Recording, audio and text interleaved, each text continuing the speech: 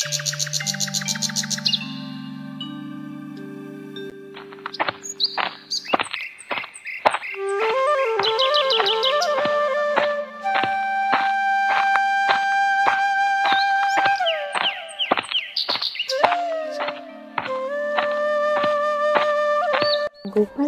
গ্রামে বসবাস করত এক গরিব কাঠুরিয়া।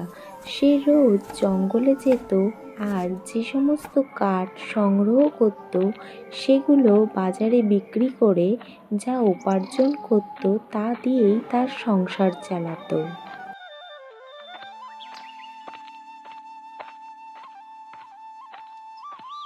এদিকে ঘরে বসে কাঠুরিয়ার বউ কি যেন ভাবতে থাকে। গিন্নি, ও গিন্নি, কোথায় গেলে তুমি? হ্যাঁ, কি হয়েছে? কি এত ডাকাডাকি করছো কেন? দাঁড়াও যাই।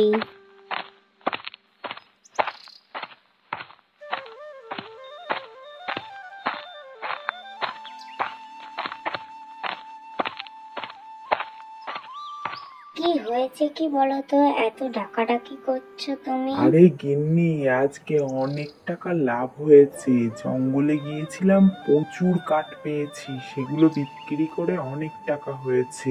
ভাবছি আজ একটু মাংস খাওয়াবো মেয়েকে। আচ্ছা ঠিক আছে, সেসব না হয় বুঝলাম। এখন তুমি যাও, গিয়ে হাত মুখ ধুয়ে নাও, অনেক তো বেলা হয়েছে, তাড়াতাড়ি খেতে দেই তোমাকে। হ্যাঁ গিন্নি, যাই, আমিও হাত মুখটা ধুয়ে আসি, আমারও অনেক খিদে পেয়েছে। আরে গিন্নি, আমার মেয়েটা কোথায় বলো তো? ওকে দেখছি না। আরে তোমার মেয়ে তো টিউশন পড়তে গেছে, এই তো চলে আসার সময় হয়ে এলো। ও, বাড়ি আসার সময় হয়ে গেছে, সে তো ভালো কথা। তা গিন্নি, তোমাকে একটা দরকারি কথা বলার ছিল। তা কি দরকারি কথা বলবে, তা বলো। তা গিন্নি, মেয়ের তো বয়স কম হলো না, ভাবছি ওর বিয়েটা এবার দিয়েই দেব। শোনো, তোমার মেয়ে বলেছে এখন বিয়ে করবে না, ও নাকি নিজের পায়ে দাঁড়াবে তারপরে বিয়ে করবে।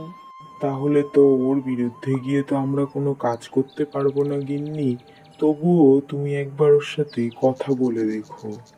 আচ্ছা ঠিক আছে, সে নয় আমি কথা বলবো খন। এখন চলো, তুমি খেয়ে নেবে।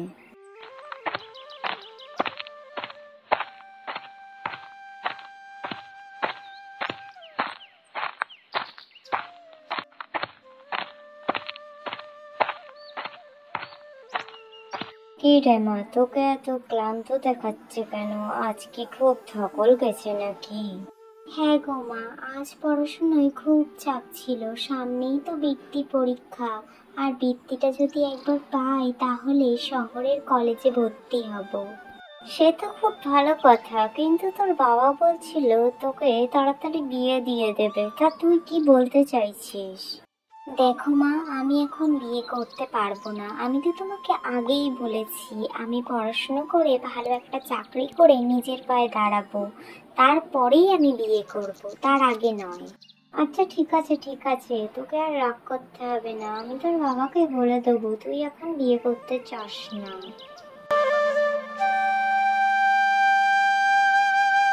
অন্যদিকে শহর থেকে একটি এনজিও টিম গ্রামের স্কুলে আসে ক্যাম্প করতে।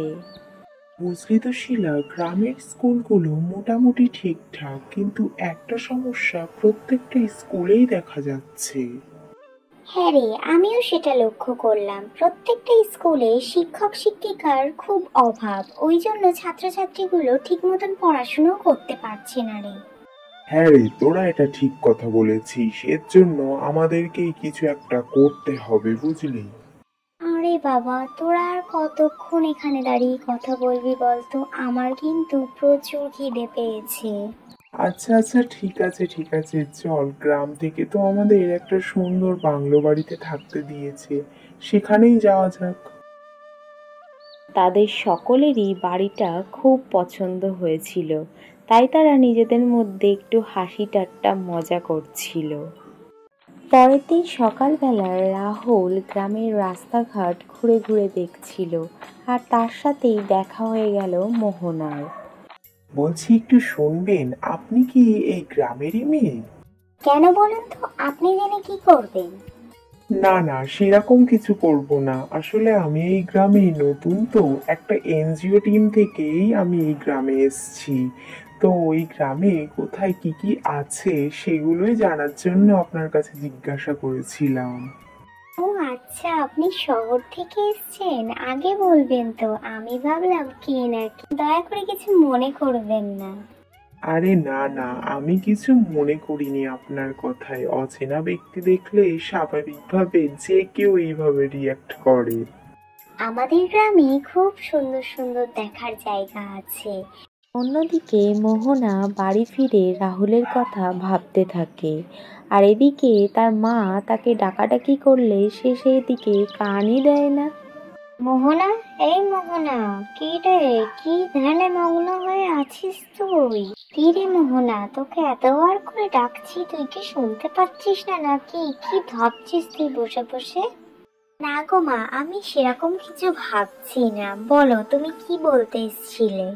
সেরকম কিছু না, ওই যে তুই বলছিলিস না তোর সামনে বৃত্তি পরীক্ষা আছে, তা সেই পরীক্ষা কেমন কি হলো, তার কি কোনো রেজাল্ট বেরোলো নাকি, সেটাই তোর কাছে জিজ্ঞাসা করতে এসেছিলাম। হ্যাঁ গো মা, পরীক্ষা তো আমার খুবই ভালো হয়েছে। মনে হচ্ছে এবছর বৃত্তিটা আমি পেয়েই যাব। সে তো খুব ভালো কথা।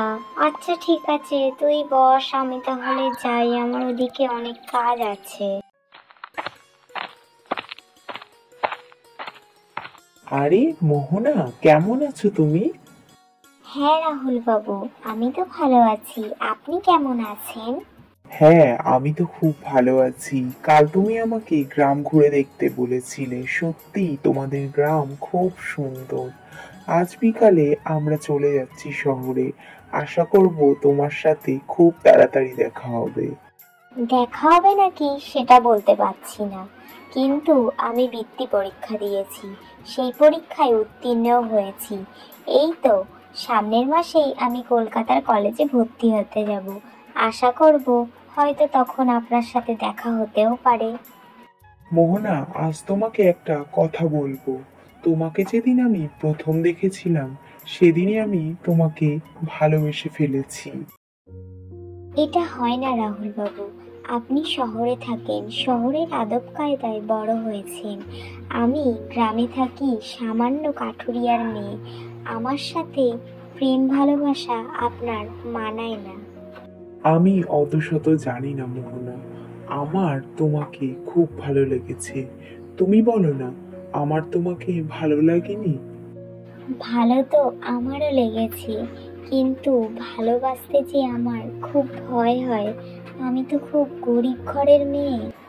আমি জানতাম তুমিও আমাকে ভালোবাসো, কিন্তু মুখ ফুটে নিজের মনের কথা বলতে পারছো না। ঠিক আছে, আমি তাহলে এখন রওনা হই।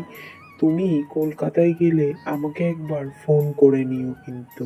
আচ্ছা ঠিক আছে, তুমি যাও, সাবধানে যেও কিন্তু।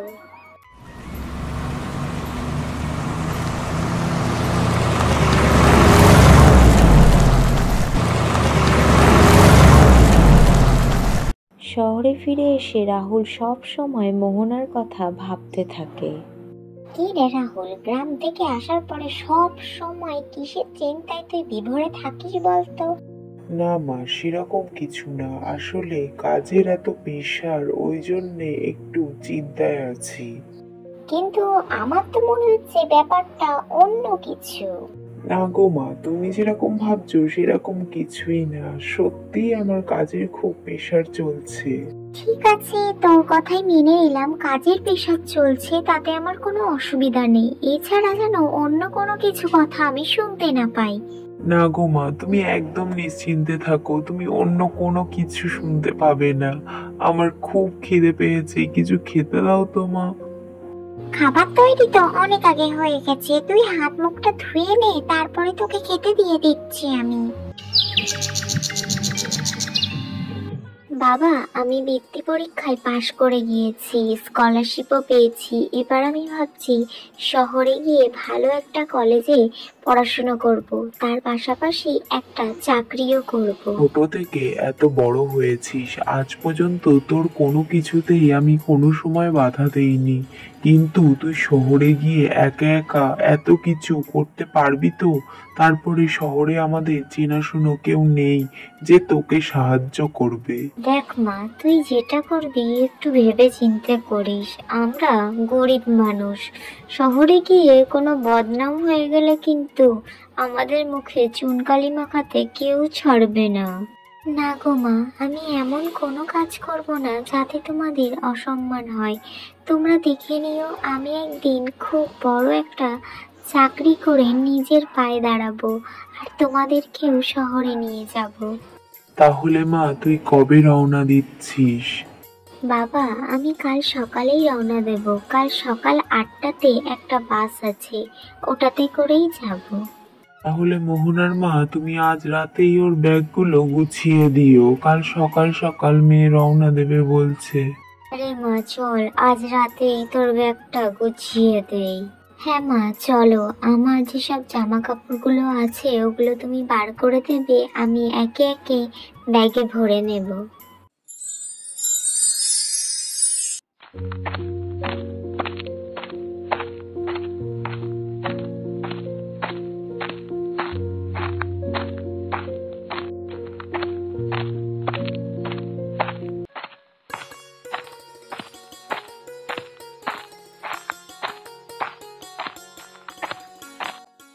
বাবা, এত বড় কলেজ! এইরকম কলেজ আমি তো কখনো দেখিনি। আচ্ছা, আমি তো শহরে চলে এলাম, আমার কি রাহুলকে একবার ফোন করা উচিত?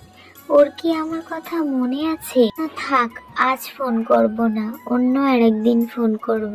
আজ তো কলেজে ভর্তিটা হয়ে নেই। আজকে আমি রাহুলকে একবার ফোন করব। কি করি আমি কিছুই বুঝতে পারছি না। না থাক, এত কিছু ভাববো না, ওকে একবার ফোন করেই নি। হ্যালো, কে? রাহুল বলছো তো? আমি মোহনা। তুমি আমাকে বলেছিলে না শহরে আসার পর তোমাকে ফোন করতে, তাই ফোন করলাম। আমি কাল এসেছি শহরে। হ্যাঁ মোহনা, তুমি কাল শহরে এসছো আর আজ আমাকে খবরটা দিচ্ছ? আমি তো তোমাকে বলেইছিলাম তুমি যেদিন শহরে আসবে সেদিনই আমাকে খবরটা দেবে। এটা কিন্তু তুমি ঠিক করনি। আচ্ছা, ওসব কথা বাদ দাও, তুমি কোথায় আছো বলো, আমি তোমার সাথে দেখা করতে চাই। সত্যি তুমি আমার সাথে দেখা করতে চাও? আমি আছি আমাদের কলেজের পাশের একটা পার্কে। তুমি তাহলে সন্ধেবেলা চলে এসো এখানে, আমার সাথে তোমার দেখা হয়ে যাবে।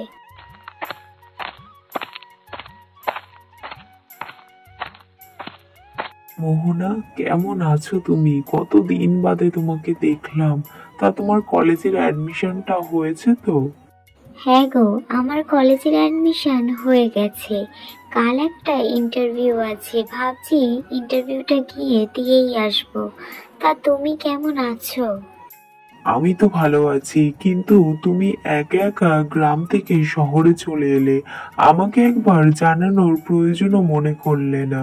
তা তুমি কোথায় থাকছো বলো তো? আমি এখানে একটা লেডিস হস্টেলে থাকছি, ওখানকার সবাই খুব ভালো।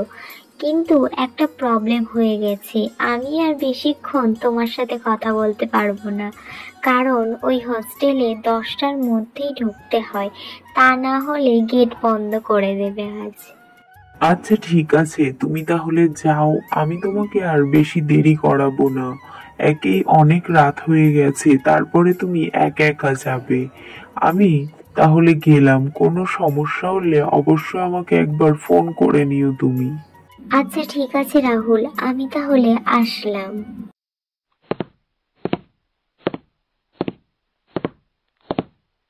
কি ব্যাপার রাহুল, এত রাত্রে তুমি কোথা থেকে বাড়ি আসছো? আসলে মা, আমি একটা বন্ধুর সাথে দেখা করতে গেছিলাম, ওই জন্য এত রাত হয়ে গেল।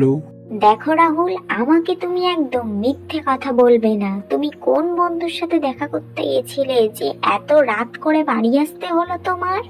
মা, তোমার মনে আছে আমরা গ্রামে একটা ক্যাম্পে গেছিলাম? সেখানে গিয়েই একটা মেয়ের সাথে আমার আলাপ হয়। ওর নাম মোহনা। ও খুব ভালো মেয়ে, ও পড়াশোনায়ও খুব ভালো। ওই জন্য ও শহরের কলেজে ভর্তি হয়েছে বৃত্তি নিয়ে। তাই ওর সাথেই দেখা করতে গিয়েছিলাম মা। আর তোমাকে অনেক দিন থেকে একটা কথা বলবো ভাবছি। আমি মোহনাকে খুব ভালোবাসি মা। কি বললি তুই? গেও গ্রামের কোন মেয়েকে তুই ভালোবাসিস? ওর সাথে আমাদের কোনো তুলনা হয়? ও কোন গন্ড গ্রামে বড় হয়েছে, আর আমরা সেই ছোট্টবেলার থেকে শহরে থাকি। আমাদের সাথে ও কি মানিয়ে গুছিয়ে চলতে পারবে? তোমার এত কিছু কথা আমি বুঝি না। আমি মোহনাকে ভালোবাসি, এটাই আমার শেষ কথা। আমি আর কোনো কথা শুনতে চাই না তোমার। রাহুল, অবাধ্য হোস না। আমি কিন্তু তোর মা। আমিও বলে দিচ্ছি, ওই মেয়েকে আমি কোনোদিনও মেনে নেব না। অন্যদিকে মোহনা পরের দিন সকালবেলা ইন্টারভিউ দিতে যায়। তুমি মোহনা, তোমার সমস্ত কিছু আমি চেক করে দেখেছি। সবকিছুই খুব ভালো। তুমি অনেক ব্রিলিয়ান্ট স্টুডেন্ট। ঠিক আছে, তোমার চাকরি আমাদের এখানে ফাইনাল করে দিচ্ছি। কাল থেকে তুমি জয়েন করতে পারো। অনেক ধন্যবাদ স্যার আপনাকে। এই কাজটার আমার খুব দরকার ছিল। না না, এতে ধন্যবাদ দেওয়ার কিছু নেই মোহনা। তোমার মতন ব্রিলিয়ান্ট স্টুডেন্টকেই তো আমরা খুঁজছি। আগামী দিনের ভবিষ্যৎ তোমরা। ঠিক আছে স্যার, আমি তাহলে আজ যাই। কালকে থেকে আমি জয়েনিং করছি। হ্যাঁ মোহনা, তুমি তাহলে এখন যাও। আর কাল কিন্তু অফিস টাইম শুরু হবে ঠিক সকাল 10টায়। হ্যালো রাহুল, আমি চাকরিটা পেয়ে গেছি। কাল থেকেই আমার জয়েনিং। আমি খুব খুশি হয়েছি গো। সত্যি মোহনা, তুমি চাকরিটা পেয়ে গেছো? আমি খুব খুশি হয়েছি। এইভাবেই তোমার যে কটা স্বপ্ন আছে সব যেন ধীরে ধীরে পূরণ হয়। ঠিক আছে রাহুল, আমি তাহলে এখন রাখলাম। বাড়িতেও ফোন করতে হবে মায়ের কাছে। মাকেও ফোন করে খবরটা দিয়ে দেই। অন্যদিকে রাহুলের মা চিন্তায় পড়ে গেছে, কারণ রাহুল সারা দিন বাড়িতে বসে থাকে, কারোর সাথে ঠিকভাবে কথাও বলে না, ঠিক করে খাওয়া দাওয়াও করে না। সেই জন্য তার মা মনে মনে একটা জিনিস ভাবতে থাকে। এইভাবে চলতে থাকলে তো আমার ছেলেটা দিন দিন পাগলই হয়ে যাবে। ও মনে হয় মোহনাকে সত্যি ভালোবাসে। আমার আর কিছু করার নেই। আমি ওদের ভালোবাসাটাকে মেনে নেব ভাবছি। মা, তুমি আমাকে ডেকেছিলে? বলো, কেন ডাকলে আমায়? বাবা রাহুল, তুই সারাদিন আনমনা হয়ে বসে থাকিস, কারোর সাথে কথা বলিস না। তোকে দেখে আমার খুব খারাপ লাগে। আমি যেটা বলেছিলাম সেই কথা তুলে নিচ্ছি।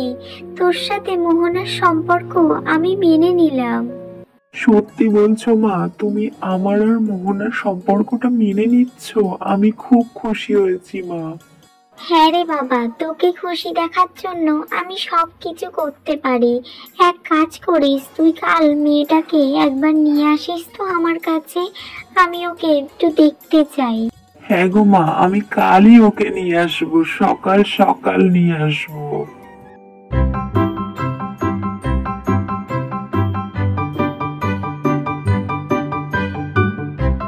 মা, এই হচ্ছে মোহনা, তোমাকে যার কথা বলেছিলাম। আচ্ছা, তুমি সেই মোহনা যার জন্য আমার ছেলে উতলা হয়ে গিয়েছিল। নমস্কার কাকিমা, আপনি কেমন আছেন? আমি তো ভালো আছি মা। তুমি কেমন আছো? তোমার কথা অনেক শুনেছি রাহুলের মুখে। মা, তুমি জানো মোহনা এই শহরে এসে নতুন একটা চাকরিও পেয়ে গেছে। আজ ওর জয়নিং ডেট, তাই তোমার সাথে দেখা করাতে নিয়ে আসলাম। সে তো খুব ভালো কথা। তা মোহনা, তোমার মা বাবাকে খবর দাও। রাহুল আমাকে বলেছে সে তোমাকে খুব ভালোবাসে, আর আমিও তোমাদের সম্পর্কটা মেনে নিতে চাই। যত তাড়াতাড়ি সম্ভব তোমাদের দুজনের বিয়েটা আমি দিয়ে দেব।